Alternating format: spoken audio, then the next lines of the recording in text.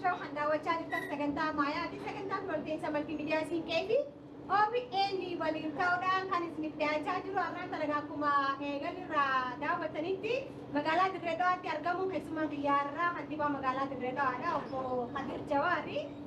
Isaan wajjin waa hedduu haasaa kan ture gaafa immoo achi keessatti shirshir jechuun jirra haa. Mee baaburrii fi Dirree Dhawaa baaburrii Dirree Dhawaaf maali mee?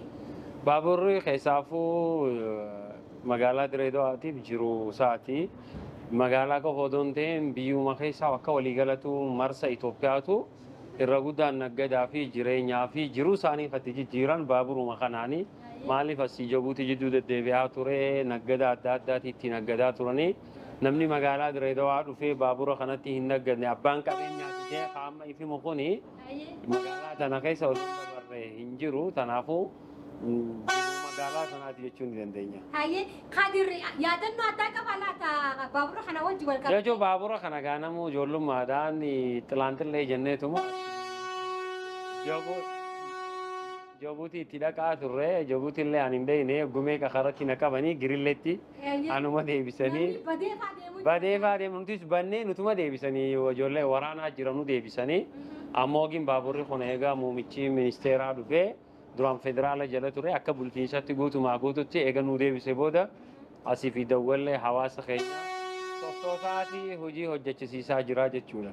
Hayyee kanaafuu ammaan tana bifa haaraatiin onnatatu jira jechuudha magaalaa. Sirriidha amma haaraan hojjetamaa jiru jechuudha. Hedduu bareedaadha haa turtii baabura keessa teenyee shirshir jechaa isinii daawwachisnee kan jirru.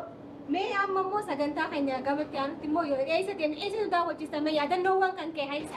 Yaadawwan kiyya keessaa yaa'u mana barumsaa manaan itti baradhe barumsaan itti baradhe laga harree sadarkaa tokkoffaa fi lammaffaa jedhama.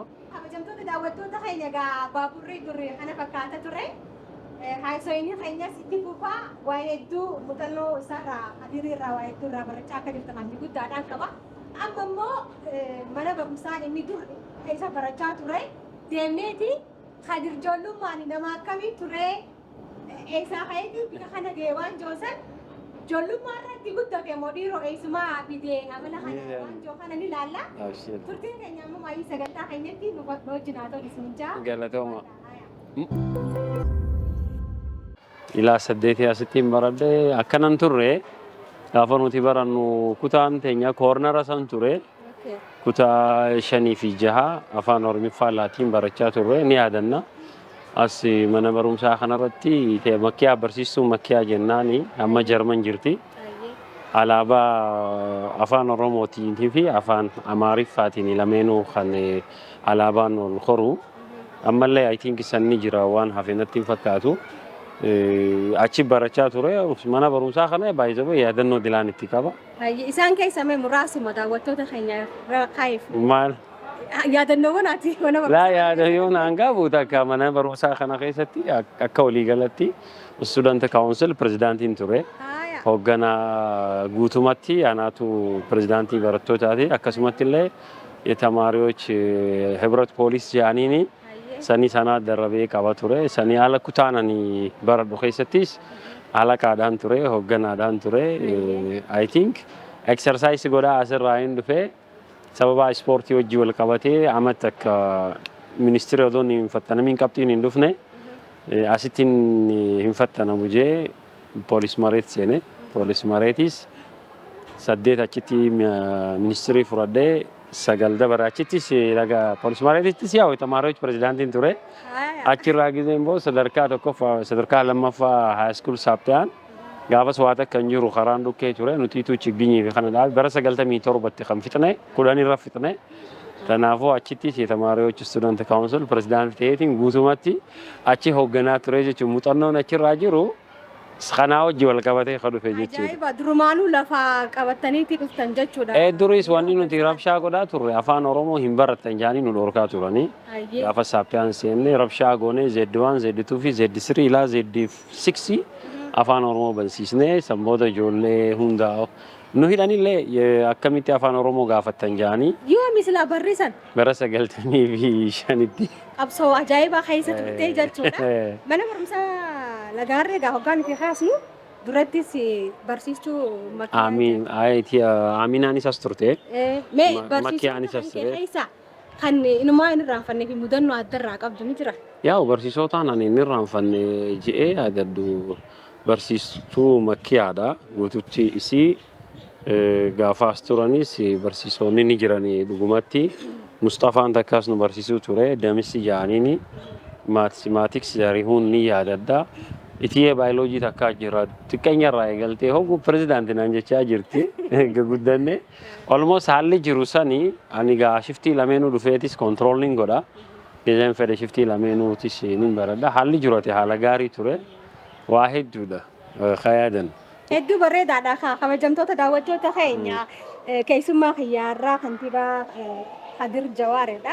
Bakka itti bara deemee walii haa yaadachiisnu hoggansi kun muuxannoon isaarraa ka'eeti waan joosan odeeffadheeti waan hin turreefu wanni san dhugaamu akkamii haalli jiru san pirezidaantii ta'anii amma immoo kantiibaa magaalaati. Bormoo bakka guddaa eegamu. Kanaafuu sagantaan keenya ammallee itti fufaa nu faana ta'an afeerraa hayyaa.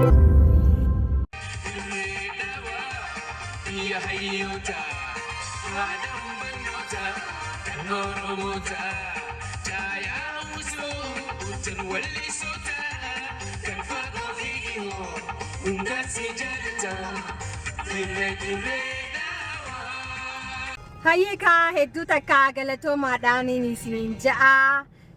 Kabajamtoota daawwattoota keenya gaamaan tana direedhaa keessaa shirshir jechaati sagantaa keenya midhaakfachaati kan jirru. Ani mee yaadannoo ijoollummaa hankeetirraa eegallee Hadir nama akkamii ture yoon jeeho. Gaaffiidhaa Hadir yaa ijoollummaarraa eegalee dhaloonni kiyyaa laga harreettiin dhaladhee laga harree waraggaa duwwaa 19 gamooriiti sanii alammoo haadha tiyyaa Nafisaa Abdullaahi fi akkasumatti illee abbaa kiyyaa Jawaar Ibrahim irraa hin dhaladhee sadarkaa mana barumsaatis takkee hanga afaan Arabiiffaarraa amantaarraa eegalee hanga sadarkaa tokkoffaa maayii 8 laga harummaa irratti fixadhee jechuun hin dandeenya. Hedduu bareedaadha. Osuma haasofnu afaan meeqa dandeessa? Ani afaan Arabaa hin dandeenya, afaan Adaree hin dandeenya, afaan Somaalee hin dandeenya, afaan warra biraa rakkoon qabu yaa afaanuma ammayyaatii fi afaan Amaaraa, afaan Keenyaa, almost afaan 6 oliin dubbadha. Ajaa'iba! Silaafuu namni naannoo kana dhalatee guddatee afaan 3-2 ol yoo xiqqaate nama ol. Ati dhalataa Direedawaa yoo taate yoo akkam xiqqaate afaan 3 ol beekuu qabda.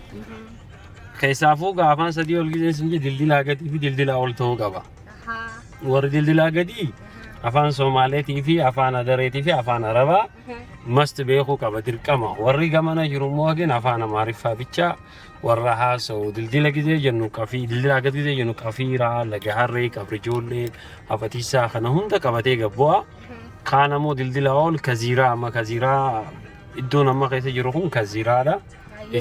Sanii wajji wal qabatee haala isaa waan ta'uuf jecha akkuma beeytanii fi anis asuma dhaladheetumaan deebi'ee asumatti magaalaa tanaas bulchaa tahee akka hireetti akka dhalataa biyyaatti magaalaa tana bulchuu jira. Asumatti bultii sooradhee asumatti ilmaanis 7 qaba dubra 3 fi dhiira 4 qaba jechuudha. Waaw hedduu namatti tola rabbiin si haa guddisu abbaa isaanii caalan haa godhuun jaa. Sirriidha. Hoggansi harkaan bashaasha namaati nama kamiyyuu wajjin saahiba. Kun maalirraa ka'e dhiiroo laayif pirinsipilii yookaan immoo akkaataan jireenya keetii hoo maal fakkaata mee natti himi haa? Nama dhalataa Direedawaa gizee taate abbaa feete namuu gandi walaadaan geessu malee nama hundaa wajjinuu hawaasummaan baay'ee cimaadha.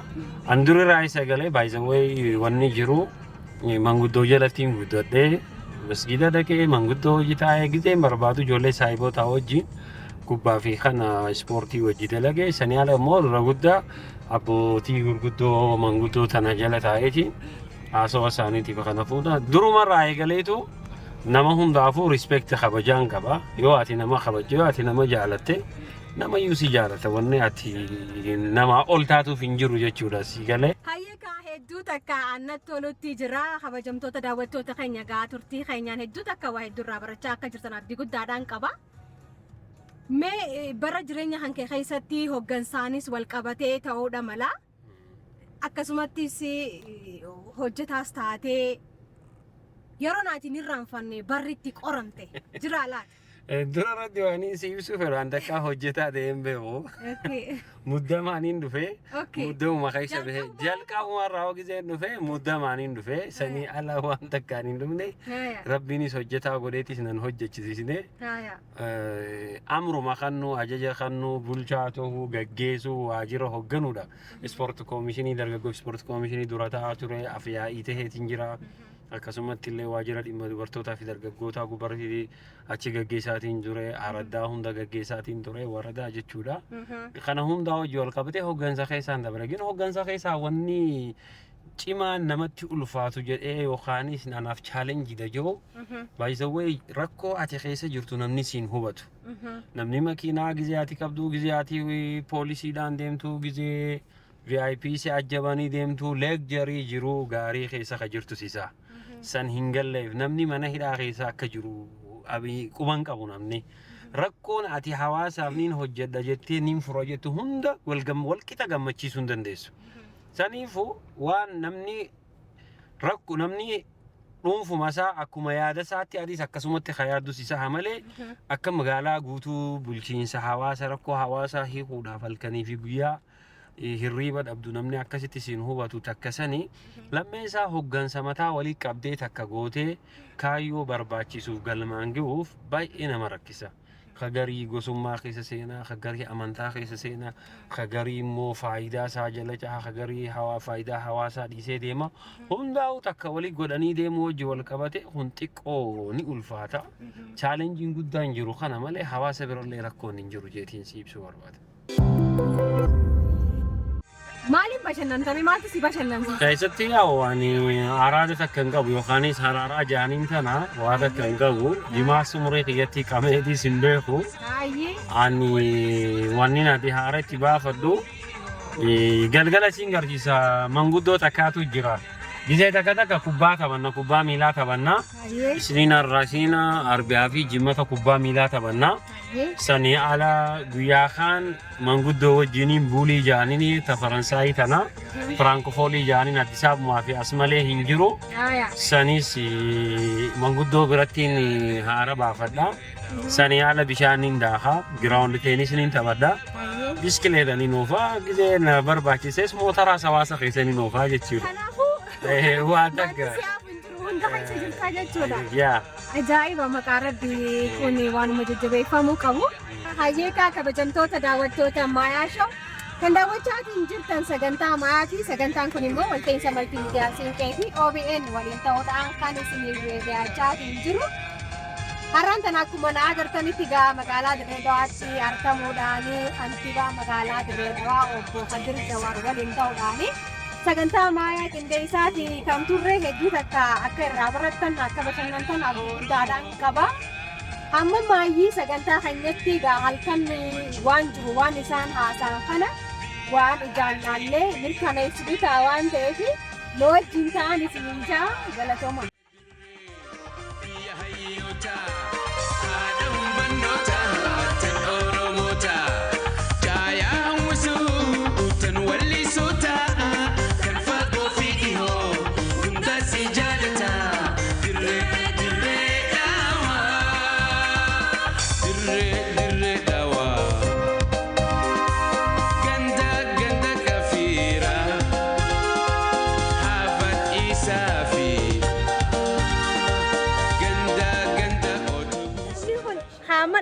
Akka darbatan kun maalinni? Buulii jaamaa yaa buuliin gaa Firaankofoolii Faransaayiti tapha Faransaayiti akka Itoophiyaatti Dirree Dawaa fi Addis Ababaatti argama. Yeroo baaburaa wajji wal qabatee Faransaayonni asitti taphatan. Dorgommiin amma waggaa waggaatti ni jira. Nutis ni dorgomna. Isaanii wajji akka agartutti namni takka tiimiin takka nama 3 qaba. Namni 6tu taphataa jechuudha. Biyaansi qabxii galmeessisuudhaaf achi dhiyaatee qabxii ni qaba. Akkuma korombollaa uleen taphatanii san ta'e immoo kun kaalafaati Firaankofoolii jaaniin. Kanaafuu atis kananii taphatta jechuudha isaan fa'a. Yeroon hojiirraa ba'e sa'a 10 fi cinaa sa'a 2 sa'aat akka gizeen bahe yeroo taan kubbaa miilaatiin taphadha. Yeroo kubbaa miilarraa lammoo manguddoon agartu sun hundinuu saahibbootan kiyya isaanii wajjin tapha kana wajji taphadha jechuudha. Hayyee ka abbaa biyyaadhaa baga lagarree eenyuun isin jaa? Moges Taaffasaan jedhama. Hayyee obbo Moges.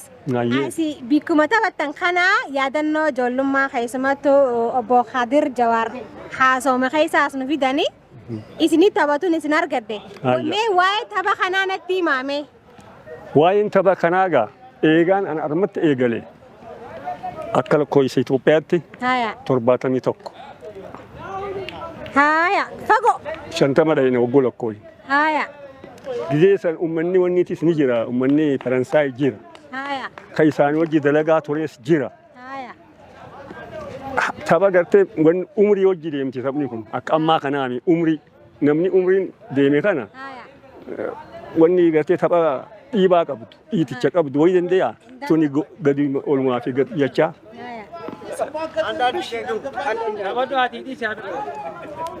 Sanii jecha tanaa godhan qooda qabdi. Ka uummanni fonfoleessaatis jira ijoolleen daa'imaatis jirti. Sanirratti eegalamte gizeen eegalamtu. Dorgommii qabdi. Dorgommiin kun amatatti hundi ni godhama.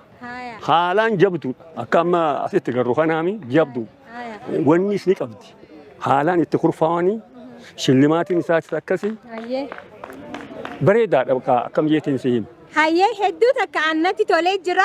Mee asumaanuu obbo Khadir akka isin wajjin taphatuufaa muuxannoo isaa naaf qoodaati kan turre. Isin akka manguddoo biyyaatti obbo Khadir kana mee akkamiin naaf ibsitame? Waa'ee isaa natti himaa jechuumaafi. Ani amma dhugaan ba'a. Gaafiin akkanaatu yoo dhufte namuu ifra dabarfannoo godhuu ni danda'a. Ani hoggayyuun isa kana waan ji'uun ani akkamii jeetiin siin. Gurbaan kiyya duraa umriitti ni caala jeetiin yaada qaba. Himuu hin dandeenyu. Dhugumatti hin baane himuu hin dandeenyu. Dubbii biraa keessa nageessiti malee silaa waa hedduu wanni ni ji'u qaba ta'isaa. Bakkuma tanatti wanni nu godhu jiru. Dhugumaan hin jeeni nama yarate hafuuratti deebisu hangas takka irraa qooda qabna isa. Dhugumatti hin siin dhugumatti. Karabbiin natti deema. Dargaggoonni kaan immoo isarraa maal barachuu qaban jettan isin gabaabsaamee dhaamsa tokko dhaamaaf. An isarraa rabbiin gaa yoo qalbii namaa kenne malees gaa hin argamtu. Zabana amma keessa jiru kana keessatti haada gartee amma gaala tokkoof dura waggoon fixee kun akkam jala deemaami akkasitti jala dhaabbatanii faaga inni dhoosee sana keessa deemuu qabdi. Dhugumatti deemuu qabdi. Ani abboleeyyan keessaa ni jiranii kan ni beeku. Gizuma wal geenye hunda wanni haasofnu kana. As birra hunneeti ila amma ijoollee adaamaa jirtu. Kanaafuu waa hedduu irraa barachuu qabanidha. Humaa gaafiin qabu. Hedduu takka ulfaadhaa galatooma. Jiraadha. Fayyaa